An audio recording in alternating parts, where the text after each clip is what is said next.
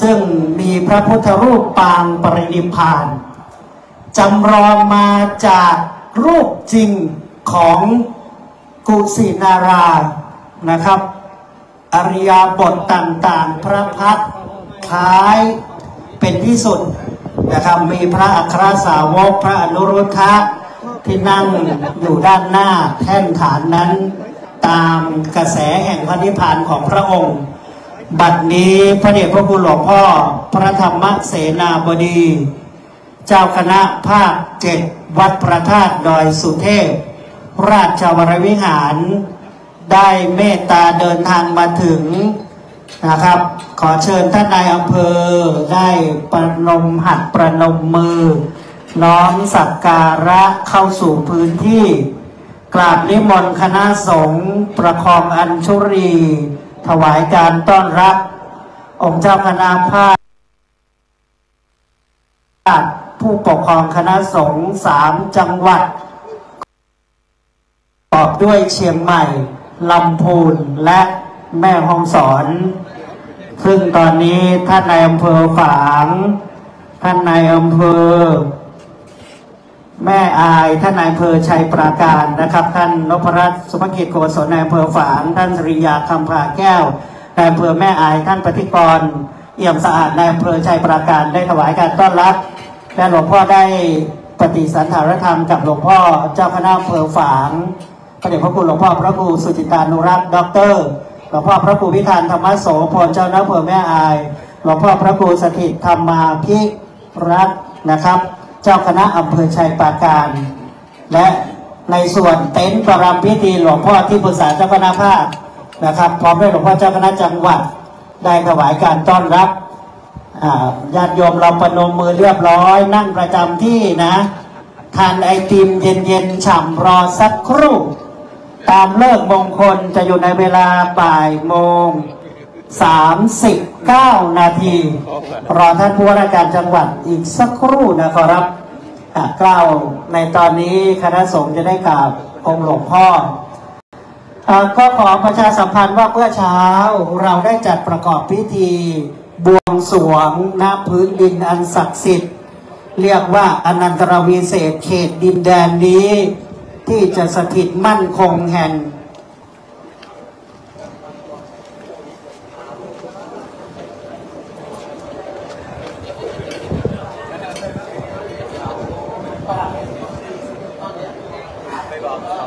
ครับ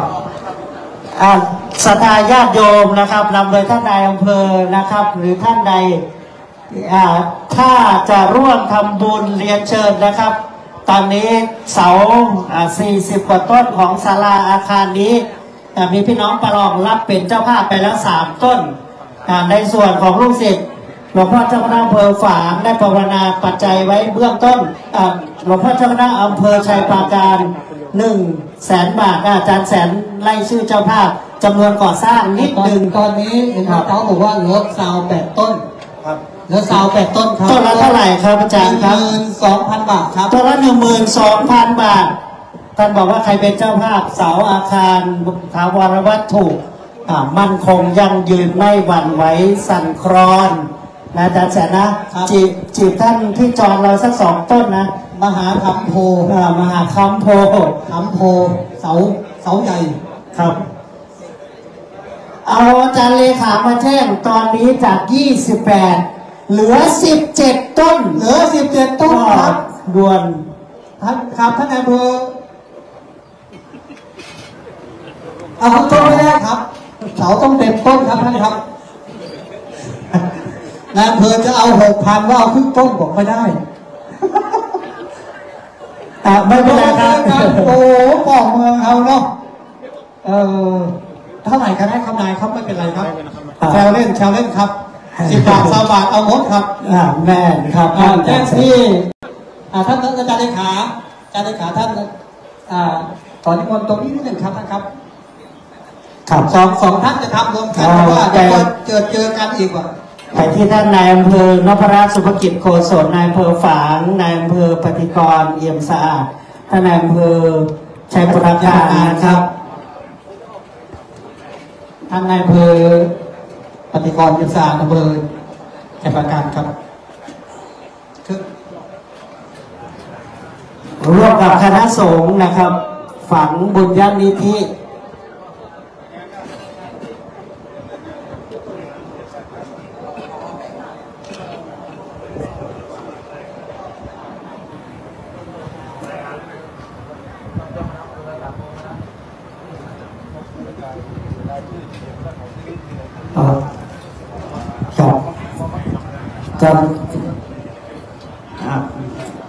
ครับเรียนเชิญท่านนายอำเภอทั้ง3ท่านไปที่หลวงพ่อ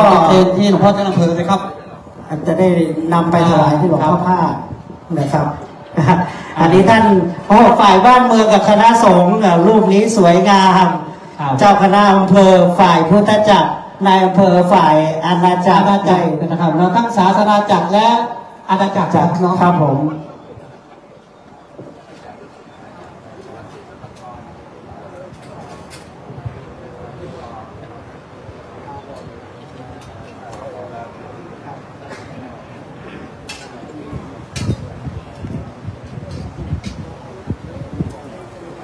ครับมีการถ่ายทอดทางขึ้นวิทยุกระจายเสียงของวัดฝายหินนะครับในการประกอบพิธีนี้ก็กดแชร์ได้เลยนะครับสำหรับศรัทธาญาติโยมท่านใดที่ยังไม่ได้ร่วมเป็นเจ้าภาพนะครับในแต่ละสิ่งปลูกสร้างไม่ว่าจะเป็นวงกบหน้าต่างประตูอาคารต่างๆแจ้งความจำนงได้นะครับ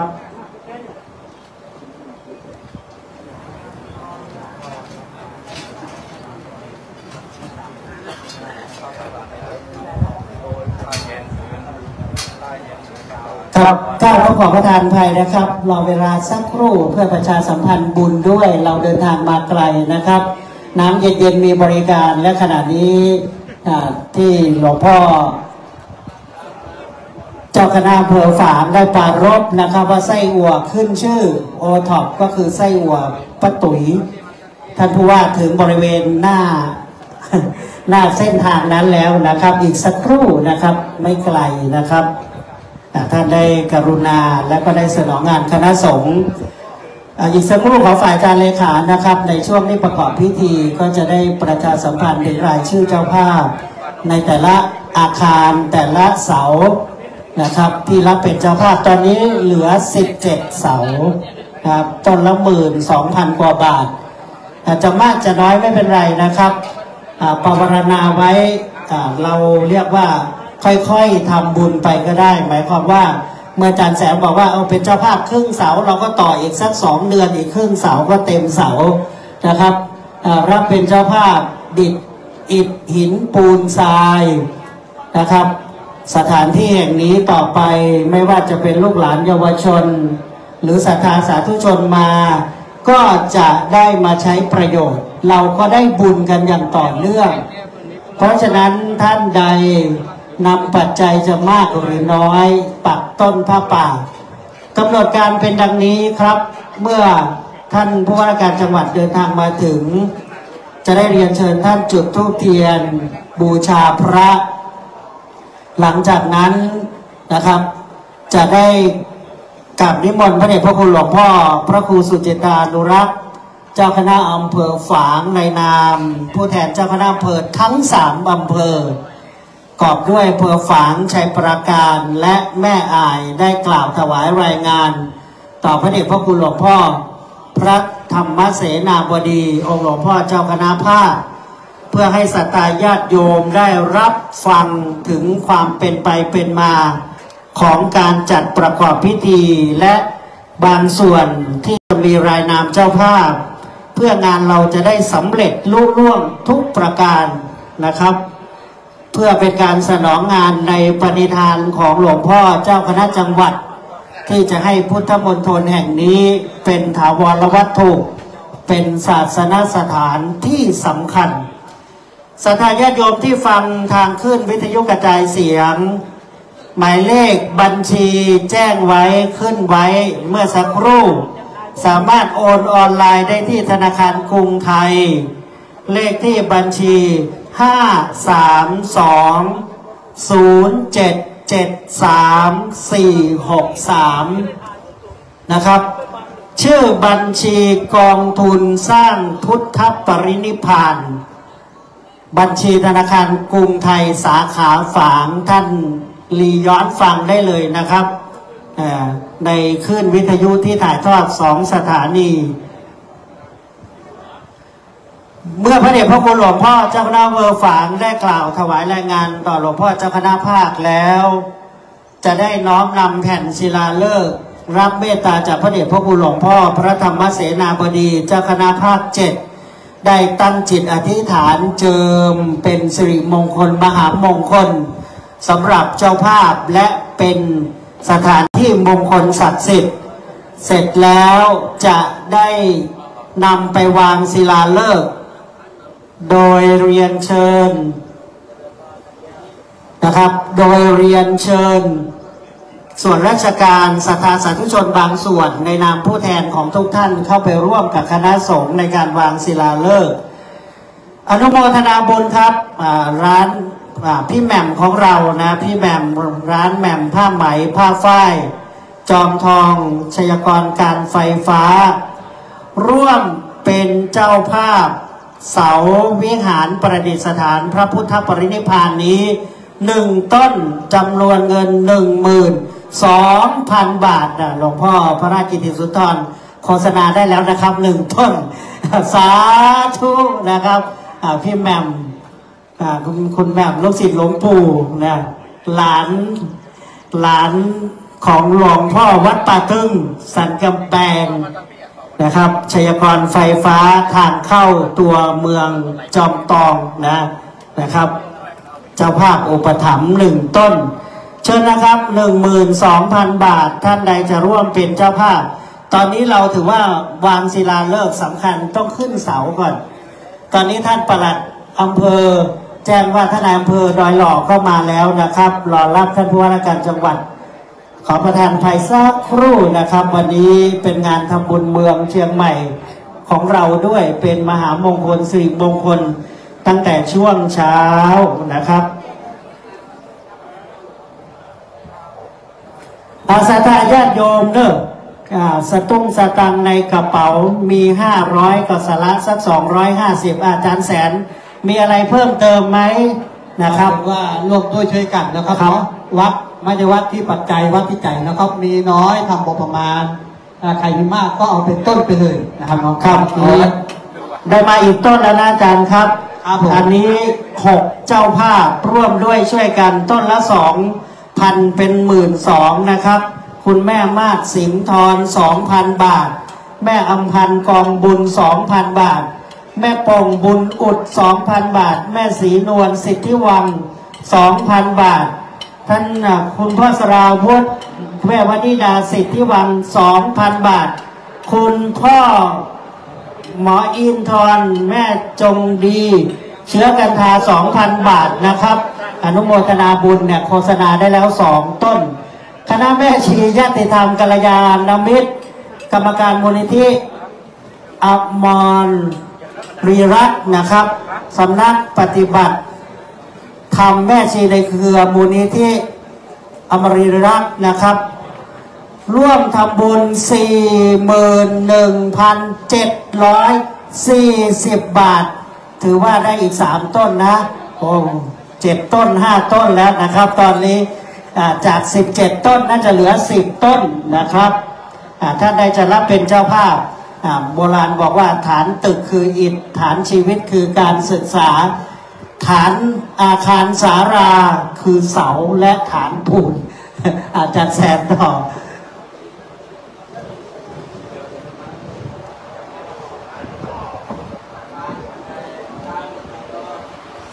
ฐานอยู่กี่ต้นครับน้องครับครับอีก10 ต้นครับพ่อครับหลายคนเมื่อกี้ก็6 ท่านเนาะ6 ท่านนะครับร่วมด้วยช่วยกันนะครับขอทำบุญร่วมชาติตักบาตรร่วมขันนะครับมีแม่มาศแม่อำพันธ์แม่โป่งแม่ศรีนวลนายสราวุฒินางวนิดาแล้วก็พ่อหมออินทร์แม่จงดีเชื่อกันทางนะครับทั้งหมด6 ครอบครัวนะครับ1 ต้น 12,000 บาทนะครับเนาะร่วมด้วยช่วยกันนะครับเหลือประมาณสัก10 ต้นนะครับครับอนุโมทนาบุญกับรายนามเจ้าภาพที่ทั้งได้เอ่ยนาม และที่ได้แจ้งความประสงค์ไว้แล้วนะครับก็กราบขอบพระคุณอย่างยิ่งครับพระศาสนาของเราตามพุทธธรรมนาย 2,500 ปีผ่านมามีอายุพระศาสนา 5,000 ปีบัดนี้ถือว่าเลยครึ่งหนึ่งมาแล้วเราจะได้ต่อยอดสร้างไว้ให้ลูกหลานเราครบถ้วนอีก 2,400 กว่าปีเป็น5,000 พระวรรษาตามตำนานแห่งพระศาสนาของเราที่คนเฒ่าคนแก่ได้ระบุไว้นะครับก็โดยอาศัยบารมีแห่งพ่อแม่ครูอาจารย์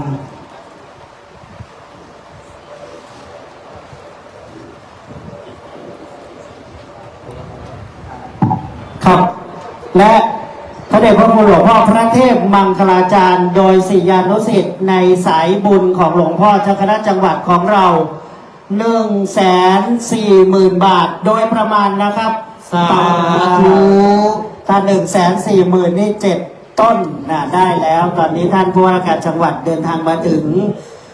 โดยปกตินะครับการทำบุญเราก็มีผู้นำบุญเป็นบุญญาเขต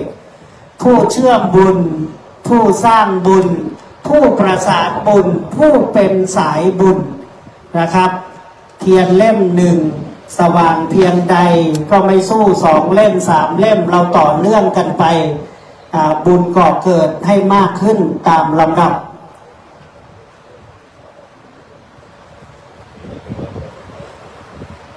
กราบนมัสการพระเดชพระคุณหลวงพ่อพระธรรมเสนาบดีเจ้าคณะภาค 7 วัดพระธาตุดอยสุเทพราชวรวิหารประธานสงฆ์ด้วยความเคารพอย่างยิ่งพระเดชพระคุณหลวงพ่อพระเทพมังคลาจารย์เจ้าคณะจังหวัดเชียงใหม่พระมหาเถระเจ้าคณะพระสังฆาธิการด้วยความเคารพกับเรียนนายนิรัตน์พงศ์สิทธิถาวรผู้ว่าราชการจังหวัดเชียงใหม่ประธานฝ่ายคฤหัสถ์พร้อมด้วยศรัทธาสาธุชนมีท่านนายอำเภอทั้ง3 อำเภอเป็นต้นบัดนี้9ขอประทานอนุญาตเข้าสู่กำหนดการในพิธีวางศิลาฤกษ์และทอดผ้าป่าสามัคคีมหากุศลสร้างสังเวชนียสถานกุสินาราสถานที่ปรินิพพานจำลองณพุทธมณฑลประจำจังหวัดเชียงใหม่ขอเรียนเชิญท่านผู้ว่าราชการจังหวัดเชียงใหม่จุดธูปเทียนบูชาพระรัตนตรัยขอเรียนเชิญครับศรัทธาสาธุชนทุกท่านประนมมือนะครับ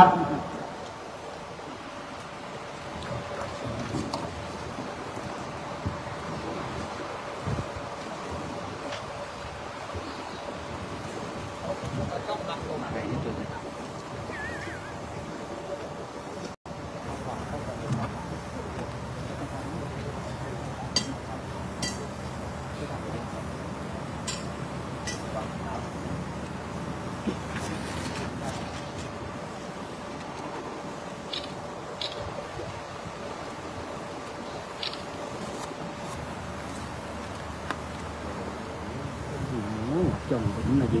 hình tượng đấy vậy anh giờ thay thoát sốt mới được nhé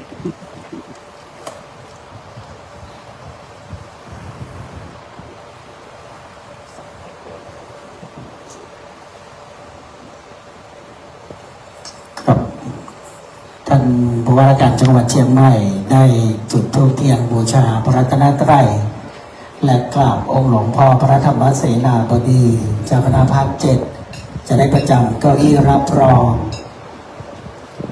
ในลำดับนี้นะครับจะได้เรียนเชิญทุกท่านเมื่อท่านประธานในพิธีได้ประจำเก้าอี้แล้วในลำดับศาสนพิธีนั้นในเบื้องต้นช่วงเช้าได้มีการบวงสรวงและคณะท่านเจ้าภาพได้ดอกไม้มงคลเป็นเบื้องต้นในภาคบ่ายนี้ก็จะลัดขั้นตอนบางส่วนที่ใช้แล้วในช่วงเช้านะครับเชิญศรัทธาสาธุชนทุกท่านได้กราบพระพร้อมกันอิมินาสการเรนะพุทธังอภิปูชยามาอิมินาสการเรนะธัมมังอภิปูชยามา อิมินาสการเรนะสังฆังอภิปูชยา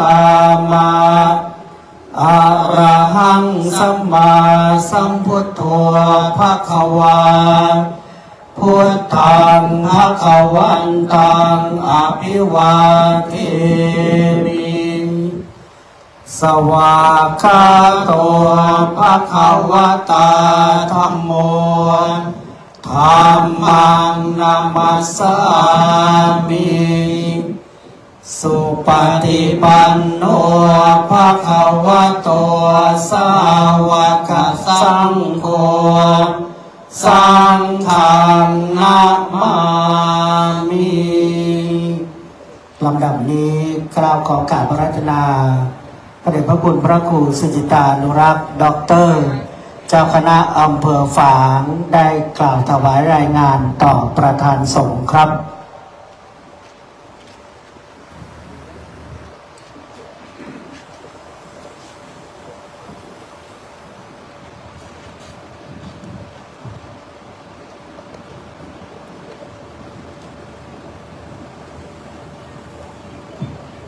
กราบเรียนพระเดชพระคุณหลวงพ่อ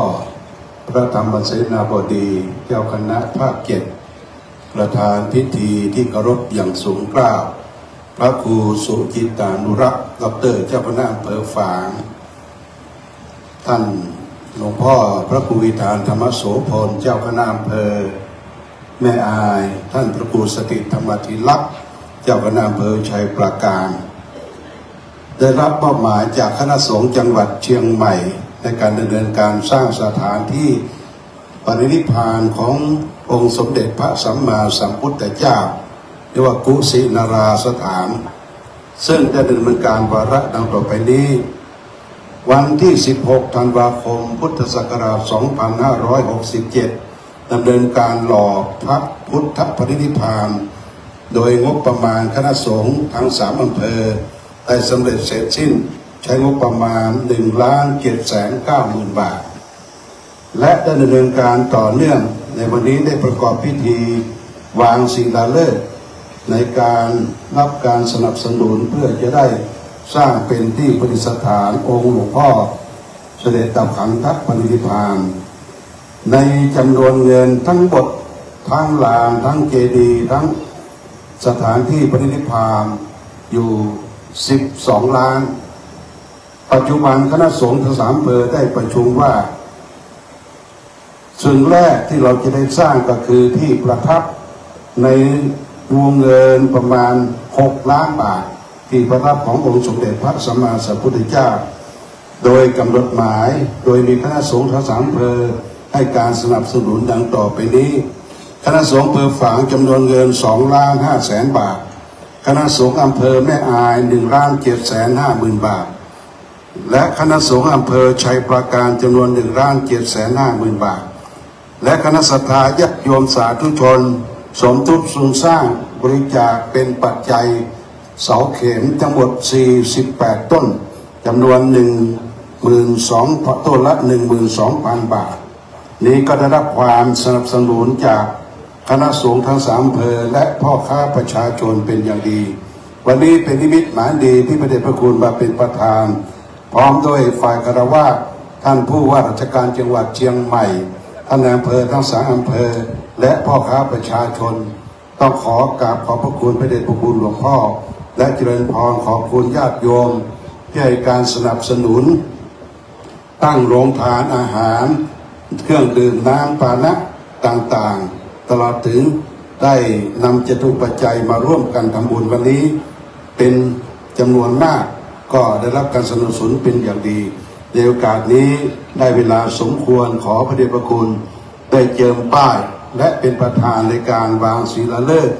พุทธมณฑลที่กุศิลานี้เป็นลำดับต่อไปขอบพระคุณครับครับพระเดชพระคุณเจ้าคณะอำเภอได้ถวายรายงานลำดับนี้ขอเชิญท่านผู้ว่าราชการจังหวัดเชียงใหม่ท่านนายอำเภอท่านผู้อำนวยการสำนักงานพระพุทธศาสนาจังหวัดได้อยู่ด้านหน้ามณฑลพิธีนะครับได้ถวายแป้งเจิมในนามหลวงพ่อเจ้าคณะอำเภอทั้ง3อำเภอประกอบด้วย อำเภอฝางอำเภอชัยปราการและอำเภอแม่อายและเชิญคุณเชิดพงษ์ขิวแก้วนะครับได้ประคองแผ่นศิลามงคลหรือว่าแผ่นศิลาฤกษ์นี้ขั้นตอนนี้พิธีนี้เป็นพิธีศักดิ์สิทธิ์นั่นเป็นสัญลักษณ์แห่งมงคลพิธีอันมั่นคงว่าแผ่นดินสถานที่แห่งนี้จะสถิตมั่นคงทั้งฝ่ายคณะสงฆ์เห็นชอบ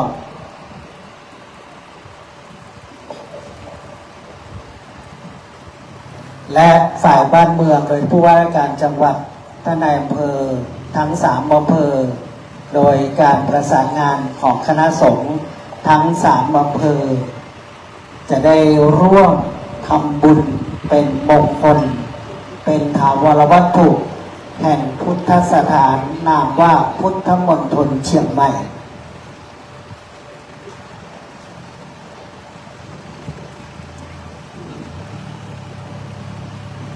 เมื่อพระเดชพระคุณหลวงพ่อได้เมตตาตั้งจิตอธิษฐานเป็นมหามงคลท่ามกลางที่ชุมนุมสงฆ์ศรัทธาสาธุชนคณะเจ้าภาพทุกท่านแล้วจะได้ประกอบพิธีวางศิลาฤกษ์ในขณะวางแผ่นฤกษ์นั้นพระสงฆ์ทั้งนั้นจะเจริญชยมงคลคาถาโดยในมณฑลพิธีวางศิลาฤกษ์นั้นจะขอรับเมตตาพระเดชพระคุณหลวงพ่อพระธรรมเสนาบดีประธานสงฆ์พระเดชพระคุณพระราชกิติสุนทรที่ปรึกษาเจ้าคณะภาค7พระเดชพระคุณพระราชปัญญาเวทีผู้ช่วยเจ้าวาดวัดท่าตอนพระรามหลวงพระครูสุจิตานุรักษ์เจ้าคณะอำเภอฝางพระครูพิธานธรรมโสพลเจ้าคณะอำเภอแม่อายพระครูสถิตธรรมาภิรักษ์เจ้าคณะอำเภอชัยปราการร่วมกับท่านผู้ว่าราชการจังหวัดท่านนายอำเภอฝางท่านนายอำเภอชัยปราการท่านนายอำเภอแม่อายท่านผู้อำนวยการสำนักงานพระพุทธศาสนาจังหวัดและคุณเทิดพงษ์กิ่วแก้วนะครับณมณฑลพิธีวางศิลาฤกษ์ขอกราบนิมนต์หลวงพ่อเจ้าคณะอำเภอทั้ง3 รูปในนามเจ้าภาพในการก่อสร้างขอกองผู้โบกไฟเตรียมพร้อมพ่อพราหมณ์แสนจะได้เป่าสังเป็นฤกษ์มงคลเชิญเทวาอารักษ์ภาพนี้เป็นมงคลยิ่งท่านผู้ว่าการจังหวัดพร้อมทั้งนายอำเภอทั้ง4 อำเภอ4 อำเภอคืออำเภอดอยหล่อด้วยนะครับฐานะเจ้าของพื้นที่และคุณเชิดพงษ์ได้เชิญแผ่นฤกษ์นำขบวนนะครับแถวเข้าสู่มณฑลพิธี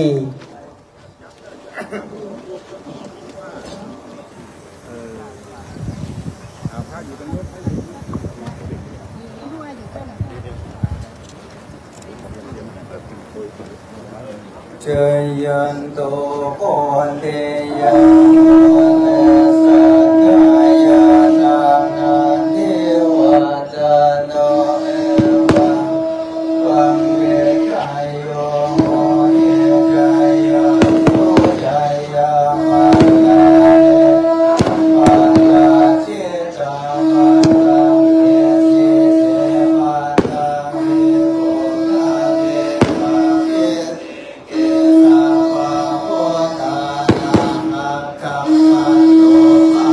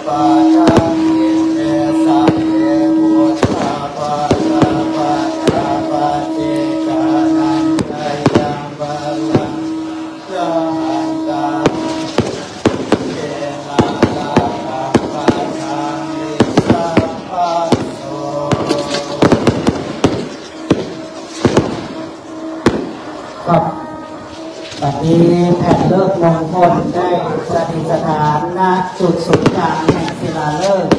เรียนเชิญท่านผู้ว่าการจังหวัดท่านนายอำเภอด้านหน้าคณะสงฆ์นะครับจะได้น้อมผ้าไตรผ้าป่าได้ท่านผู้ว่าการจังหวัดเพื่อจะกล่าวคำถวายผ้าป่าและน้อมประเคนต้นผ้าป่านะครับที่ตรงด้านหน้าพระเดชพระคุณพระธรรมเสนาบดีนะครับพนักงานเจ้าหน้าที่ผ้าไตรผ้าป่านะครับจะขอเวลาสักครู่นะครับเพราะว่าถ้าท่านเดินทาง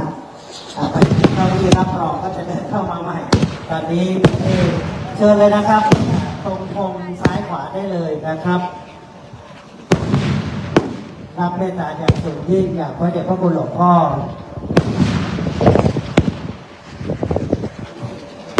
ศรัทธาญาติโยมเราต้นผ้าป่ากำลังประพฤติสารพัดนึกนะเต็นท์ใดๆเราเตรียมนะเมื่อหลวงพ่อพิจารณาแล้วจะได้นำต้นผ้าป่ามาถวายที่องค์หลวงพ่อประธานสงฆ์นะครับ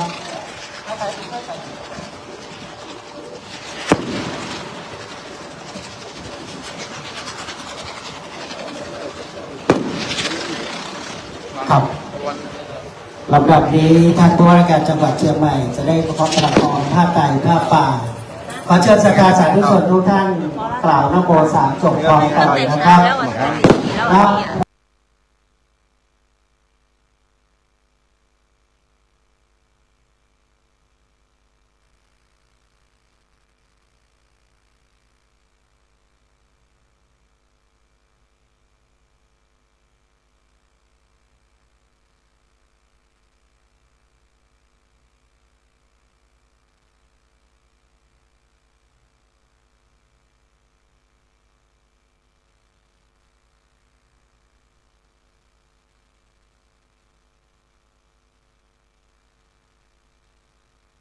พยามะสาธุโนพันเตสาธุโนพันเตภิกขุสังโฆภิกขุสังโฆอิมานิปังสุกุลจีวรานิปังสุกุลจีว